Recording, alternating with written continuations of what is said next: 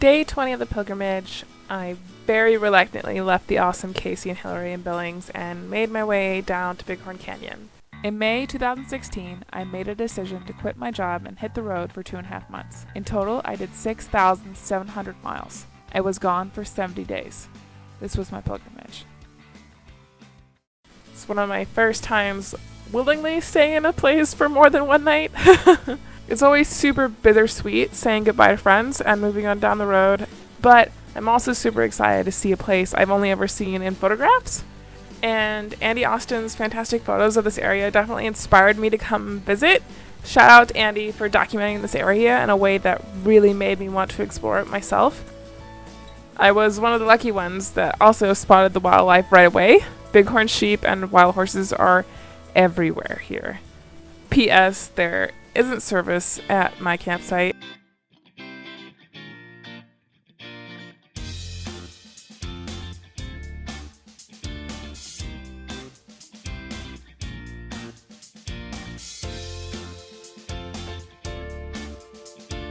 Day 21, I did a little bit more exploring today, including walking down into the historic ranch site that once belonged to Caroline Lockhart, who is my new hero. She was a writer and a journalist in the late 19th century. She lent some money to a man to buy a ranch, and when he couldn't pay her back, she took over. You know, the normal way that you take over a giant section of land. At her height, she controlled about 7,000 acres of ranch land and homesteads. She owned her own newspaper for a time. She wrote 7 books, and she was just a general badass who had boyfriends but never married. You know, my hero. She didn't sell her ranch until she began to lose her eyesight in 1950 at the age of 79. Yes. Freaking badass women for the win. Just saying.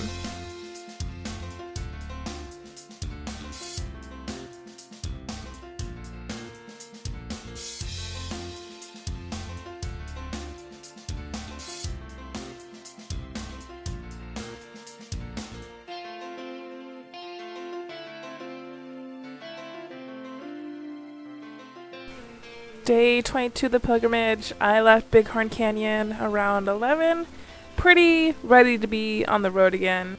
I made it into Red Lodge at about 1:30 with time to kill before I could go and catch the pig races in Bearcreek, which was half of the reason that I was in Red Lodge. I stopped at the Forest Service office to ask the woman if she knew anywhere that I could find dispersed camping so I wouldn't have to pay for it that night. And she gave me a map, which was awesome, and highlighted all the dispersed camping spots for me, so I set off to find myself one. I went up one of these roads, decided the ground was going to be too steep to camp on, and I went to turn around. So, of course, I dumped the bike in a washout at the side of the road, because I turned too wide and I trapped my ankle under the bike.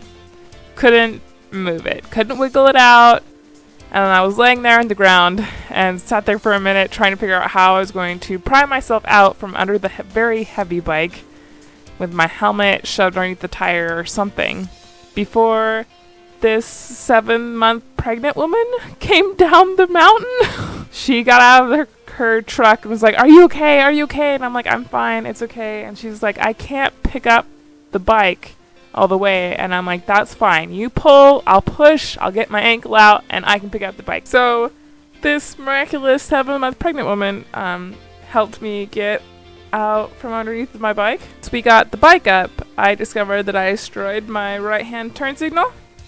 I don't think that anything on the right-hand side of my bike is going to survive this trip. I dumped it 2 more times after the pregnant woman left, trying to get it out of the washout before I escaped. I went back down the mountain and up a different road and finally found a good place to camp that was out of the way before I went back to Bearcreek to have some well-earned dinner and pig races. I think I told the story of my trip at least 4 times at the bar and met some very nice people, some of which gave me excellent recommendations for people who could rebuild my Shasta. Also, pig races is one of the best kind of races. Don't get me wrong, I've been to horse races before. They're awesome. but there's something about watching a little piggy run around a track that is amazing. I didn't leave the Bearcreek Saloon until after the last pig race was over, and made my way back to my campsite in the dark.